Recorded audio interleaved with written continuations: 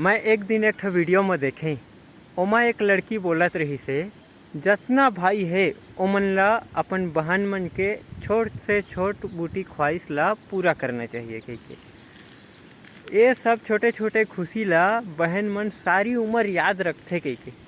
आप तोर भाई के मन में जाग के भावना मैं चल दे दनदनाती अपन बहनी जगह। मैं बोले सुन न बहन, तो वो बोलिस काय।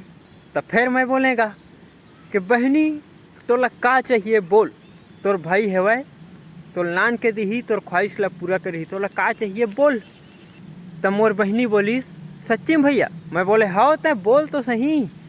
वो बोलिस भैया मोला एक लैपटॉप दिला दे। मैं कहे है थोकन ज़्यादा रेंज हो गए, कुछ मांग उस मांग तोर भाई है ना तोर ख्वाहिश पूरा करी, कुछ मांग। वो बोलिस भैया कम से कम मोला एक टेबलेट मोबाइल तो दिला दे। जे आदमी 10,000 के मोबाइल ला पिछले 5 साल से घसीटा था वही चला था तेकर मन में का बीती सोही तेला तुमन सोच लेवा भाई हो। और ओकरे ब तुमन ला सतर्क करत हम हाँ कि ए रक्षाबंधन कोई अपन बहनी ले ये मत पूछा तोला का चाहिए राखी बता तोर भाई पूरा करही कह के। नहीं तो मोरे का जिल्लत तुमन ला झेले लागी।